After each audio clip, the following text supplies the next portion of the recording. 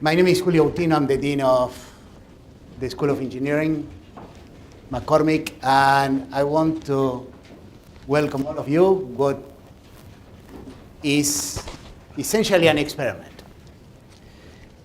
We ask ourselves, what would be a question that will have longevity, that couldn't be exhausted in one meeting or two or three, that will serve to link diverse parts of a university. University is full of interesting people, and we wanted to bring people from Northwestern and Chicago and pose a question that will enrich the audience and enrich all of us. And the question that we posed ourselves was the nature of creativity.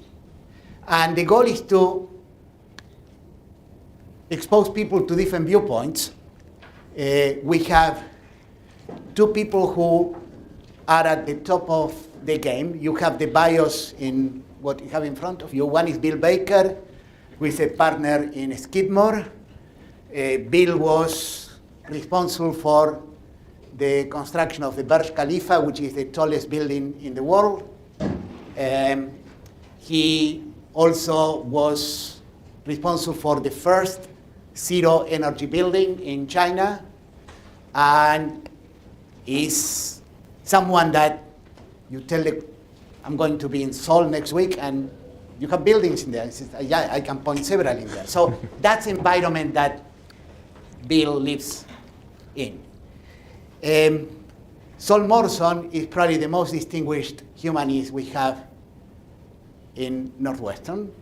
His work is not something that he can go and point out, but it's something that lives for a long while. It's essays, books, critiques, and is one of the people in Northwestern that is able to teach classes for 500 students in Russian literature and have a packed house. Now, we wanted to have people here who had produced a body of work. And by that, I mean Mozart, when he was young, produced really great work, but he wouldn't be good for this because he probably wouldn't articulate how it is that he did what he did.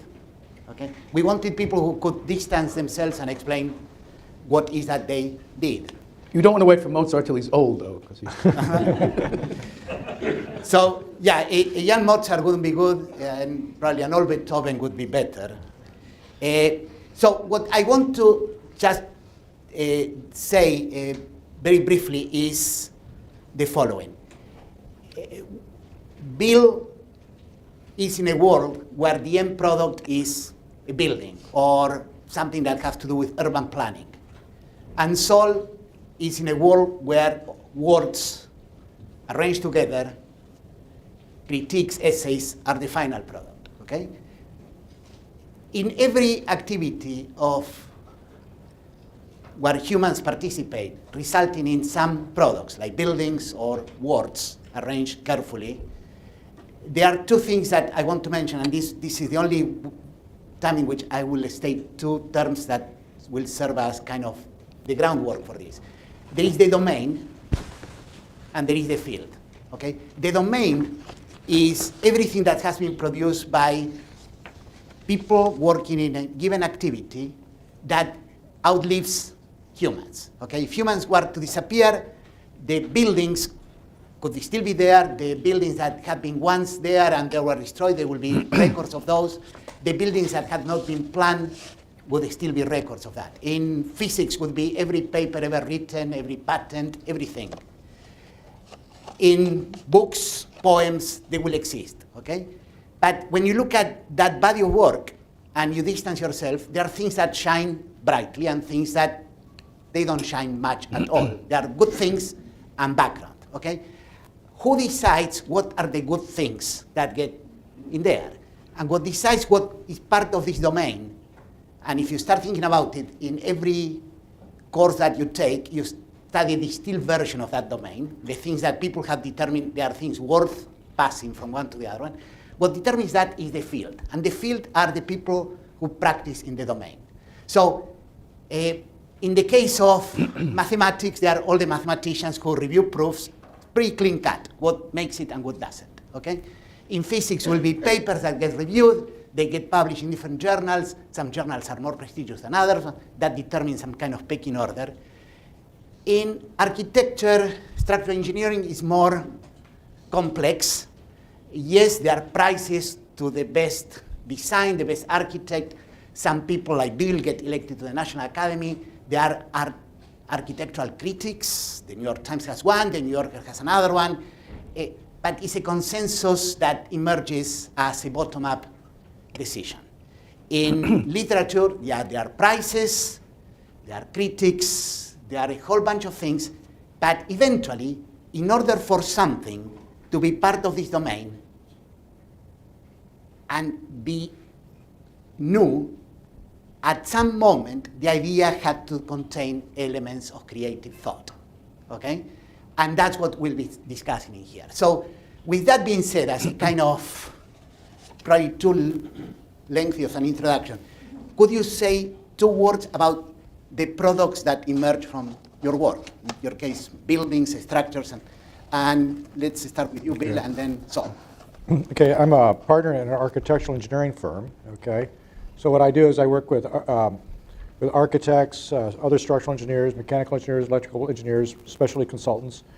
And what we try to do is we try to create buildings or in case urban plans that are appropriate for the need. We never do the same thing twice. We always build the prototype. Okay, we've never done the same building twice. Because that's the nature of the practice we're in. Every client we have wants a building they've never seen before. Not everyone, but a lot of them do. Okay, and so that's the world I live in. Okay. Sol? Well, I start with the great Russian novels of ideas, Tolstoy and Dostoevsky, and I view them as examining the great ideas by not just seeing where they're logically coherent, but what the consequence is of living them when you actually live out a certain belief. And in the same spirit, I try to extend those ideas, use those novels as a springboard, and examine the ideas themselves, generate something new out of them. So I've been interested in the nature of time, and specifically what is the consequence of living different conceptions of time. Whether we have a tendency to think that the most important events in the world are the ones that are most visible, most dramatic, but it may be that the sum total of small events is actually more important. That's been an idea that I have pursued. And so from the literature back to the ideas, back to the literature, to see it, how it could generate something useful to us by drawing dotted lines from these geniuses to our problems.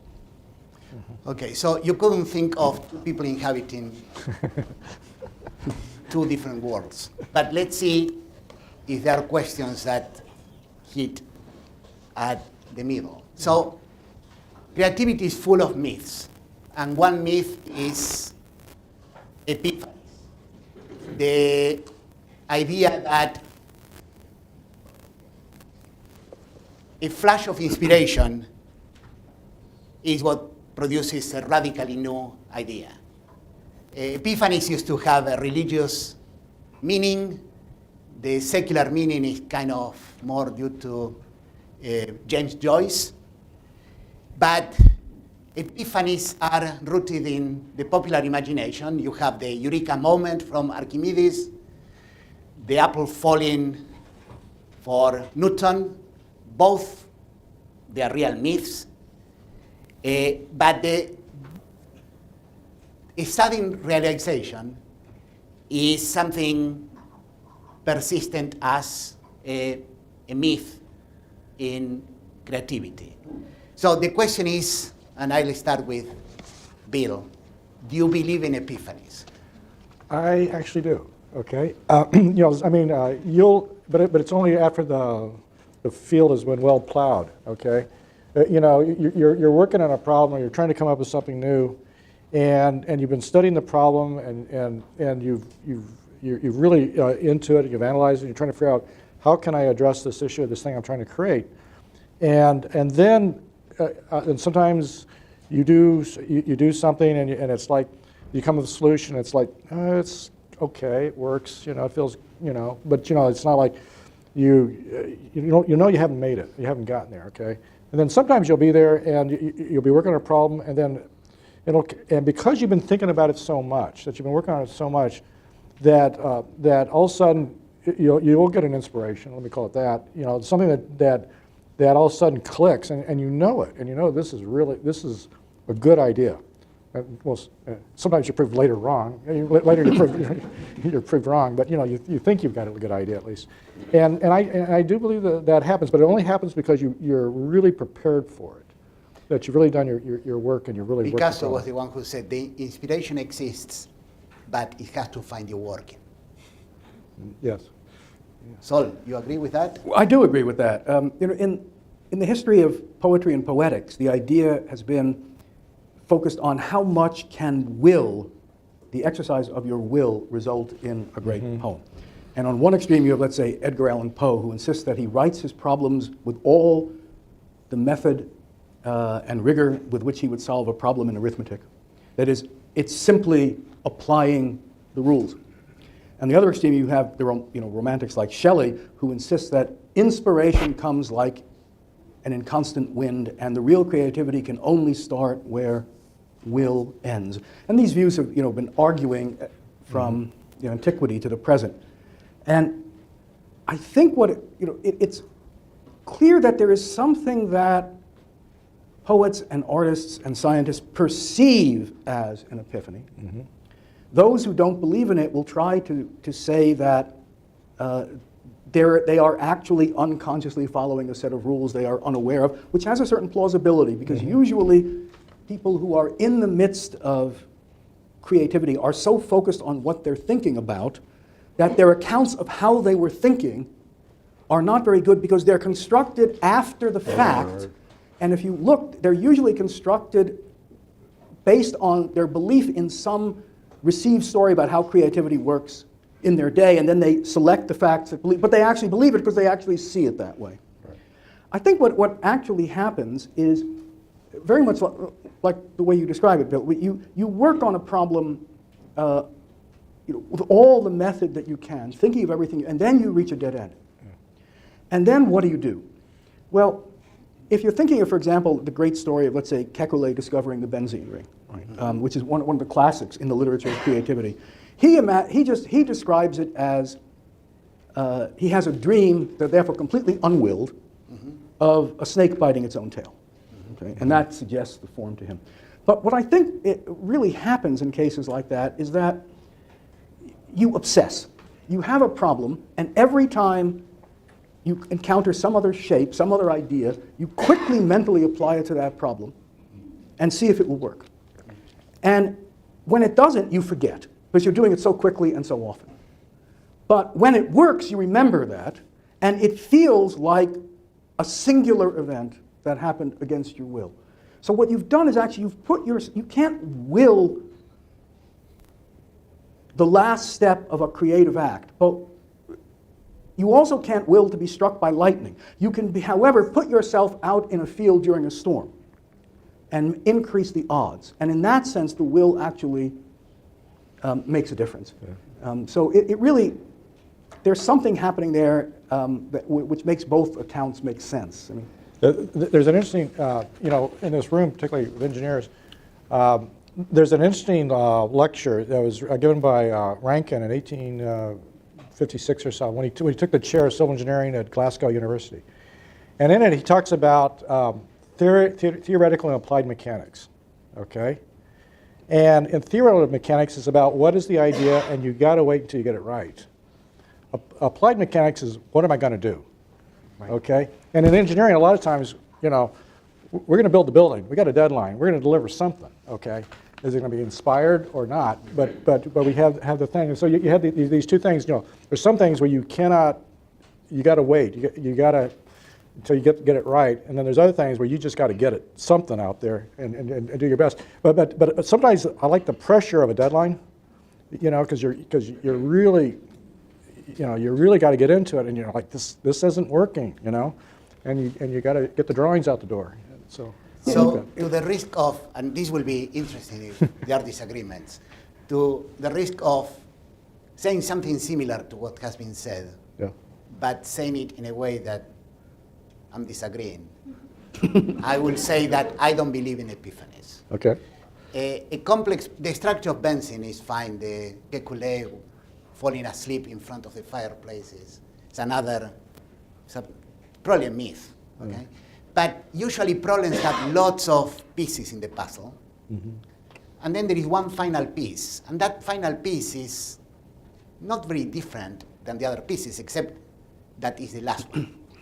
And I may have had maybe 3 good ideas in my career, and for the life of me, I don't remember when they came to me. Mm-hmm. Now, regarding the point that you are making with Edgar Allan Poe and Shelley, I think the question behind there, at least in the case of Edgar Allan Poe, was, can creativity be automated? Because that's what Edgar Allan Poe argued. So, do you think that this is possible? Well, again, you can, yes and no. I mean, the yes would be, this is what Francis Bacon meant when he said that we cannot base science on individual genius. You base it on an institution with a set of methods, and his vision has largely worked. Mm-hmm. On the other hand, you could really say that if you could teach creativity to produce it, you know, by following a set of rules, why would you want to call the result of that creative? Mm-hmm. I mean, you call it creative when not anybody could do it. Mm-hmm. When you cannot program a machine just to do it, it requires something else. So I guess you could say you can institutionalize progress, but that's one step short of automating creativity. It creates the conditions for it.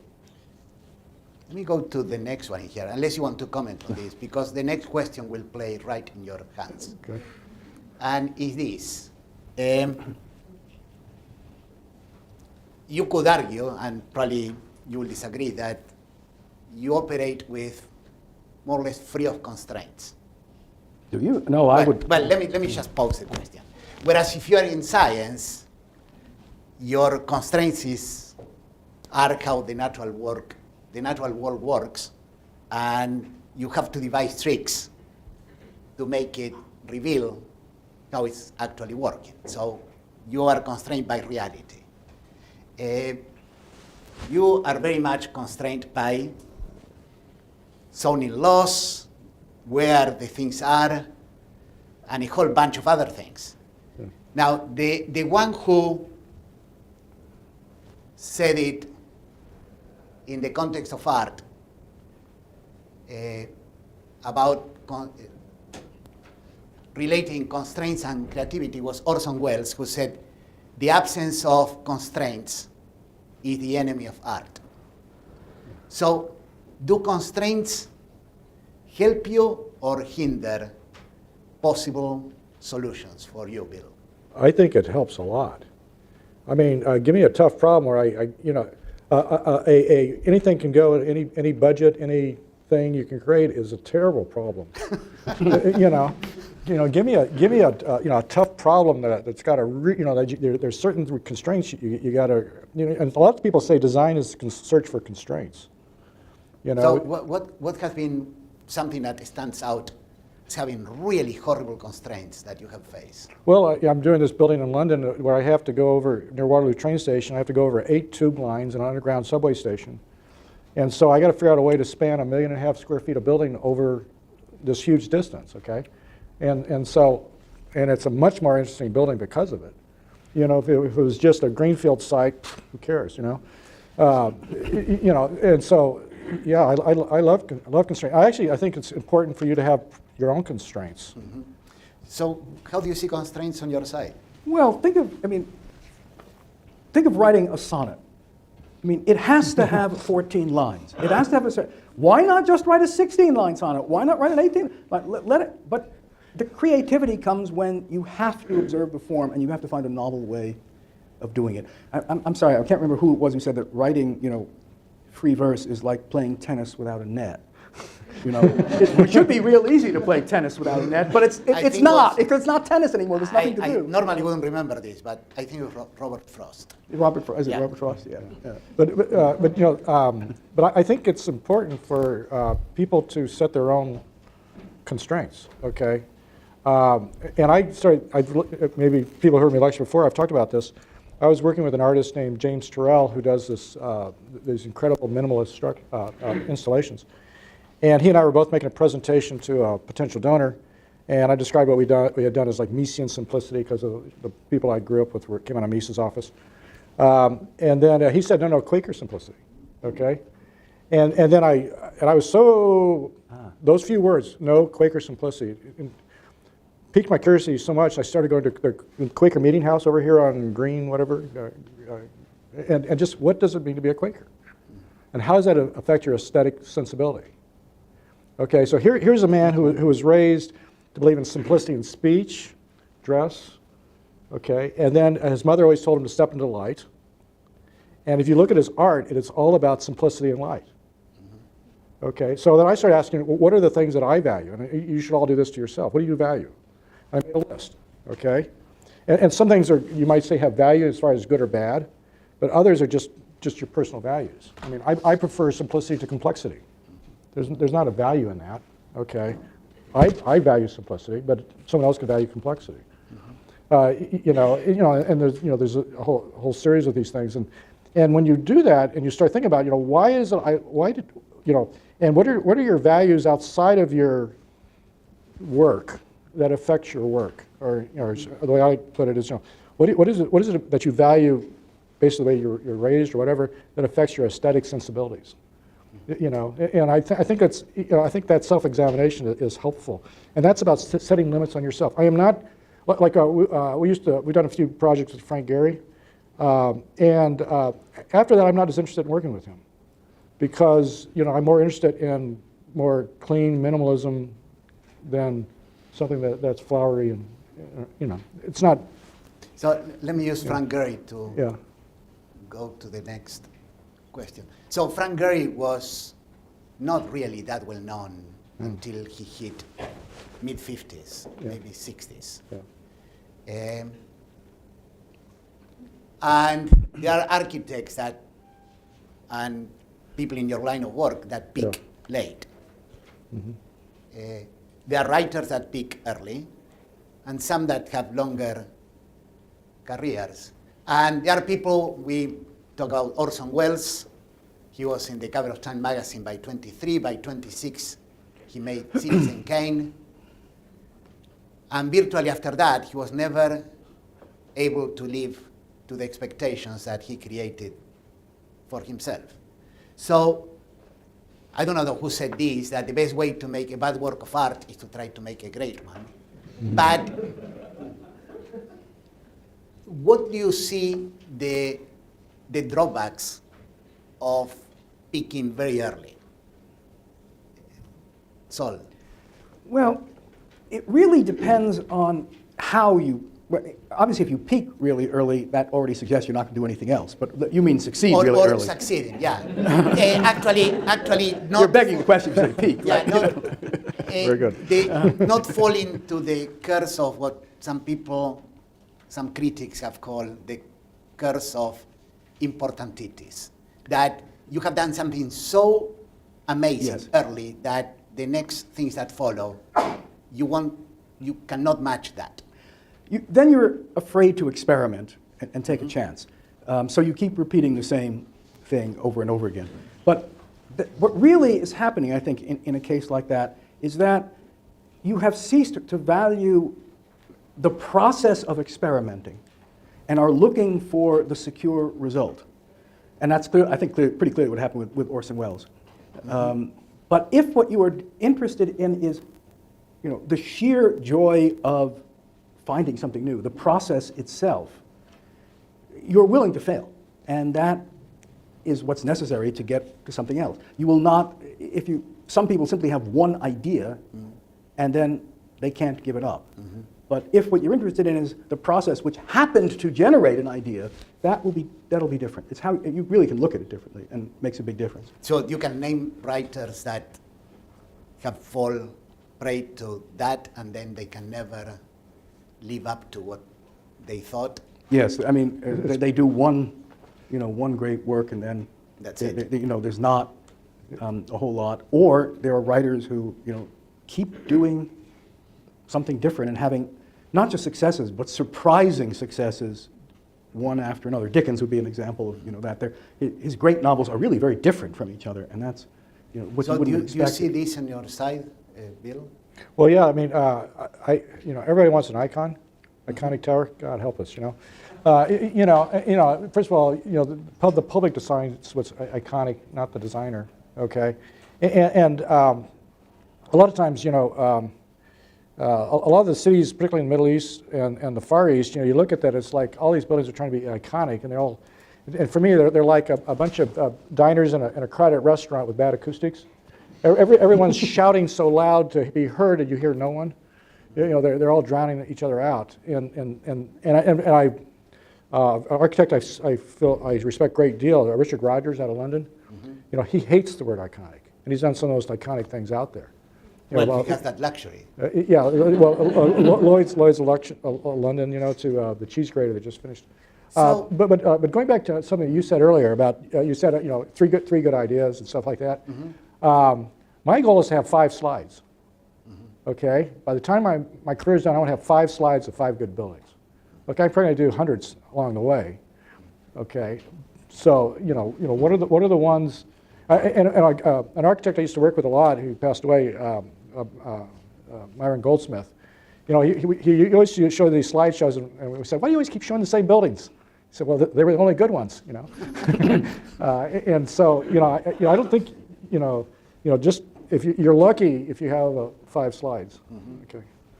So something that is also a myth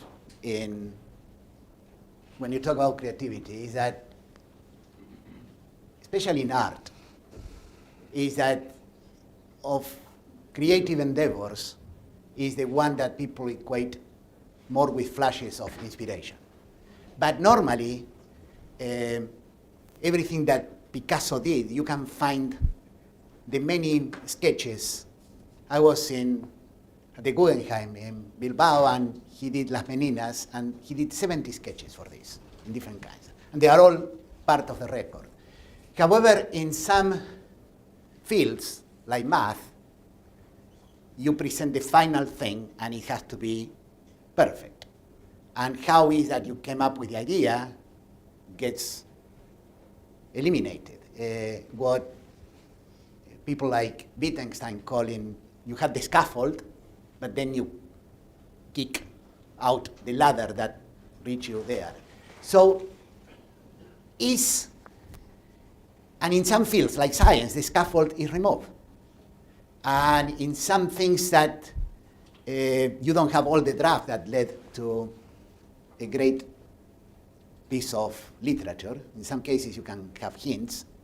You probably can have more in your line of work. But is this business of the scaffold and removing it, is this what contributes to the mystique that the ideas have to appear fully formed? Or there are benefits in seeing all the dead ends and this shaky scaffold that led to the final concept? Well, in traditional poetics, the basic difference between poetry and life is that in a great poem, every detail fits perfectly. You can give a reason why it is there and pulls its weight, like a perfectly designed organism. But to get to that means that the process of getting to it has to be erased. It's one kind of novel which can deal with the creative process, but will it would be like Nabokov's novel, The Gift, which is about how the gift got written at the end of the novel, The Gift. But it is itself a perfect structure about the making of it. Other writers have decided that they really want all the messiness of the creative process to be visible as part of the work. So how do you do that? Well, there are some of the great masterpieces of the world that have done this, a handful. And several of them happen to be Russian, so why I'm interested in them. War and Peace would be one, for instance. Dostoevsky's novel The Idiot would be another, Byron's Don Juan. What they do is they publish the book serially so that they cannot go back and correct, okay? And then they allow, for example, events in the real world to affect the story. So that, you know, you're beginning your novel in publishing it, let's say, in 1873, and a war starts in 1877, which is what happens with Anna Karenina, and you work that in. Okay? So it's perfectly clear that you cannot have planned the entire structure in advance. Okay? You make that visible. And then part of the interest of the story becomes the real process, the actual innovation, which is not going to be cleared up, and it becomes visible. In Byron's poem, for instance, part of the point of what makes it so great is that there are a lot of really bad stanzas.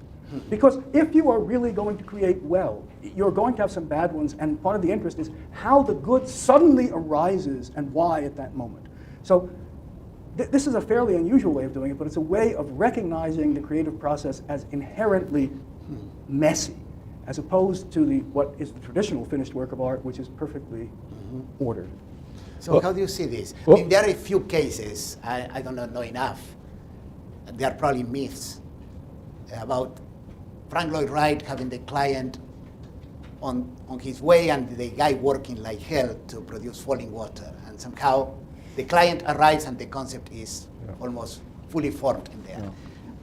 How do you see the role of the scaffold? Well, you know, in the kind of, I don't know about Frank Lloyd Wright, but in the work that we do, it's all collaborative work.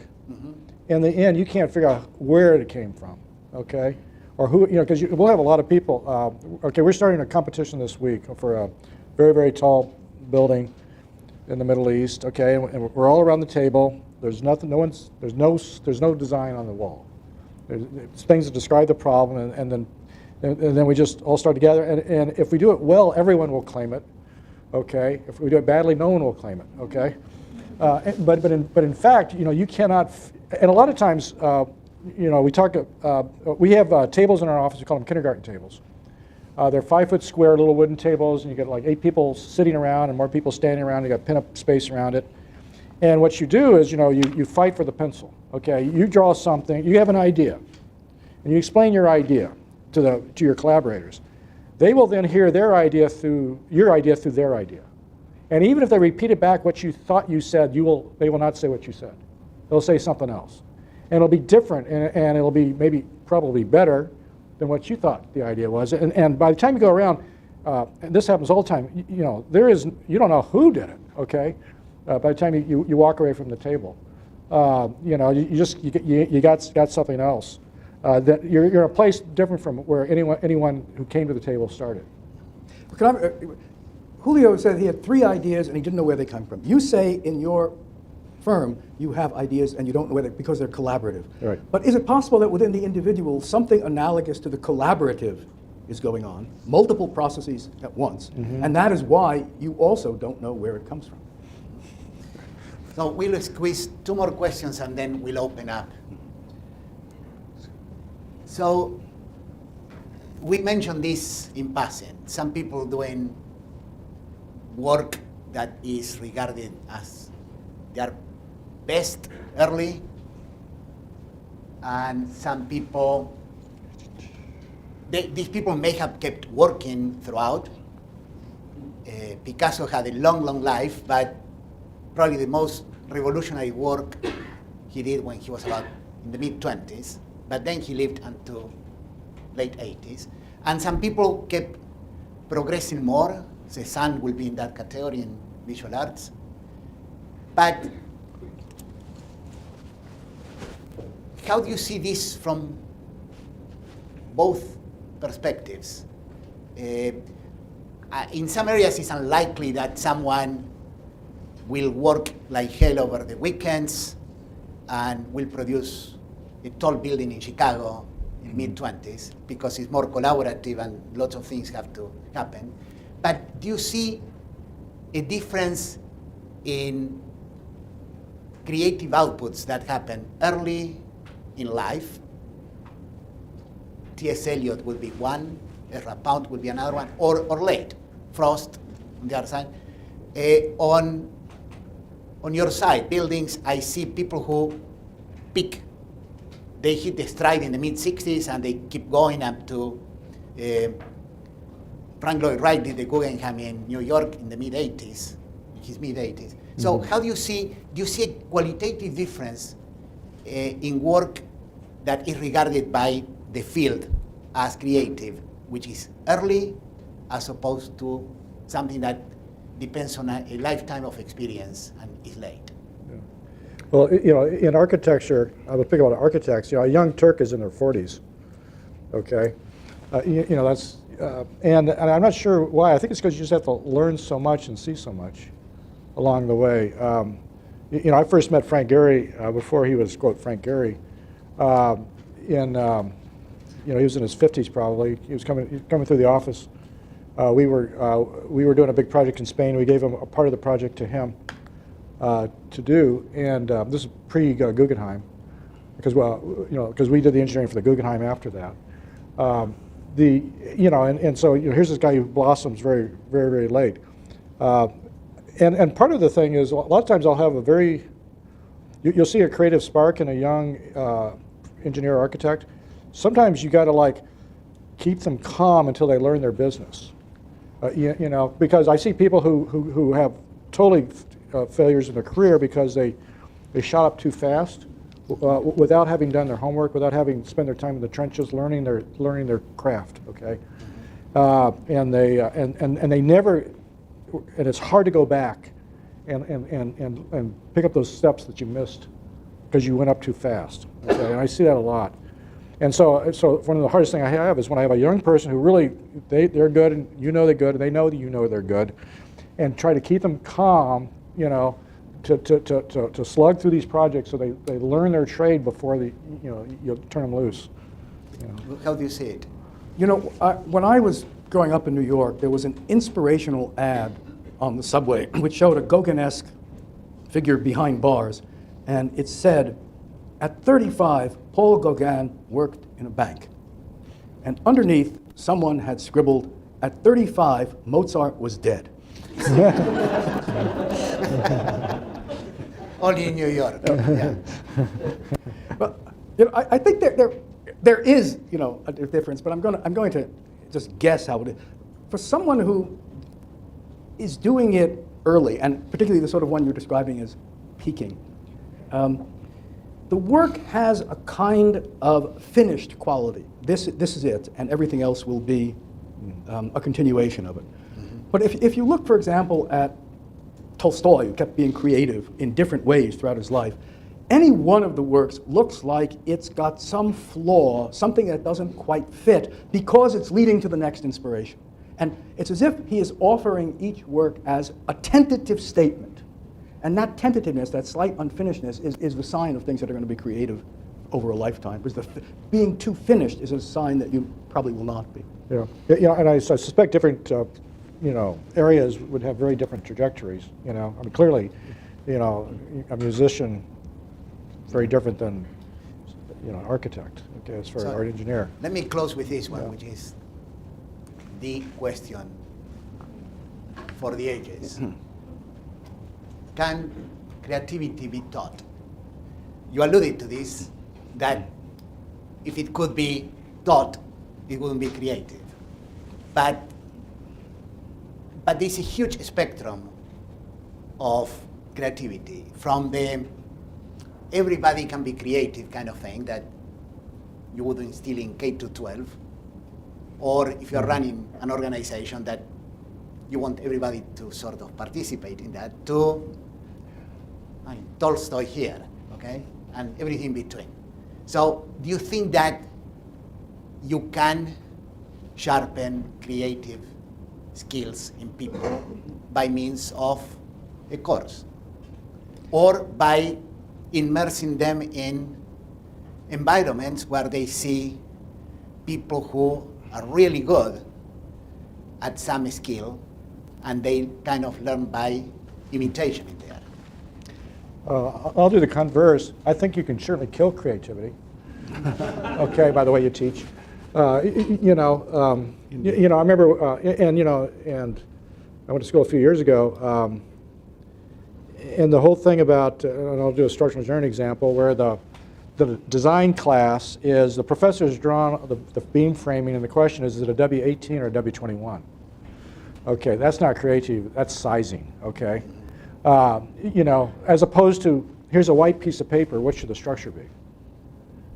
Okay, and you know, and the whole thing about permitting bad ideas to exist, or be, you know, like sometimes we'll try to break young engineers out of their shell to get them to like loosen up, okay? Sometimes we'll have, maybe we call them a design charrette, which is, you know, it's a French, it's, you know, where people throw out ideas. And I require everyone to come up with at least one bad idea and don't say which one it is. Okay? You know, so it takes the pressure off, because people, it's like the whole thing about you got to be a genius, or you have to produce a great work of art. That'll lock anybody up. Okay, so you got to take the pressure off, but still, right. So I think you can kill creativity. I don't know if you can teach it, but you could certainly promote it, or you could make somebody more creative. Okay, so Yeah, before you answer, keep in mind that there are many courses called creative writing.